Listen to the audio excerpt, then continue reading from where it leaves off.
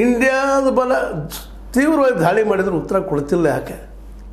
ಯಾಕಂದ್ರೆ ಎಲ್ಲ ಕೈಗಳು ಅಮೇರಿಕೆಯ ಬುಡದಲ್ಲಿ ಸಿಕ್ಕೊಂಡು ಕೂತ್ಬಿಟ್ಟಿದ್ದಾವೆ ಇವತ್ತು.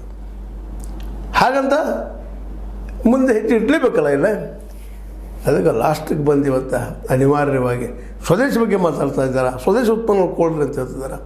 ಉತ್ಪನ್ನ ಆಗ್ಬೇಕಲ್ರಿ, ಪ್ರೊಡಕ್ಷನ್ ಆಗ್ಬೇಕಲ್ಲ. ಸ್ವದೇಶಿ ಎಲ್ಲಿ ಆಗ್ತಾಯಿದೆ? ಎಷ್ಟು ಇಂಡಸ್ಟ್ರಿಗಳು ಸ್ಟಾರ್ಟ್ ಇದ್ದಾವೆ, ಎಷ್ಟು ಉದ್ಯೋಗ ಸೃಷ್ಟಿಯಾಗಿದ್ದಾವೆ. ಉದ್ಯೋಗ ಸೃಷ್ಟಿ ಬಿಟ್ಟರೆ ಬದಿಗೆ ಎಷ್ಟು PSUಗಳು ಸ್ಟಾರ್ಟ್ ಇದ್ದಾವೆ. ಗೌರ್ಮೆಂಟ್ PSUಗಳು ಯಾರು ಪ್ರೈವೇಟ್ ತೊಗೊಂಡವ್ರು ಎಷ್ಟು ನಡೆಸ್ತಾ ಇದ್ದಾರೆ.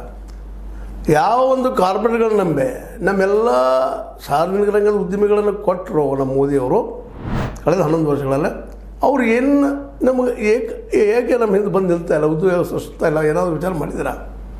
ಆದರೆ ಇವತ್ತು ಅವ್ರು ವಿಚಾರ ಮಾಡೋ ಕಾರ್ಯ ಮುಂದೆ ಬಂದು ನಿಂತ್ಬಿಟ್ಟದೆ ಇವತ್ತು ಮೋದಿಯವರಿಗೆ. ಮೋದಿಯವ್ರಿಗೆ ಇವತ್ತು ಅನ್ಸ್ಲಿಕ್ಕತ್ತದ ನಾನು ಏನೋ ತಪ್ಪು ಮಾಡಿದ್ದೀನಪ್ಪ ಅಂತೇಳಿ.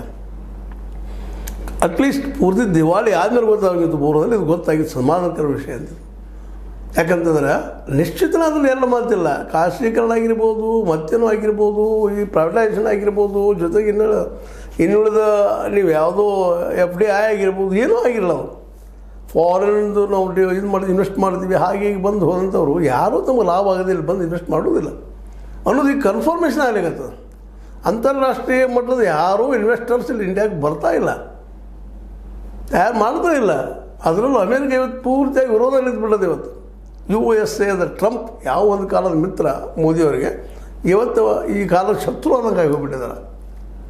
ನಾವು ನಮ್ಮ ದೇಶ ಮೊದಲಂತೀರ ಅವರು ಶುರು ಮಾಡಿದರು, ಇವತ್ತು ಹೊರತು ಬೀಳ್ತಾರೆ. 25% ಆದಾಗ ನಾವು ಎಕ್ಸ್ಪೋರ್ಟ್ ಮಾಡಲಿಕ್ಕೆ ಸಾಧ್ಯ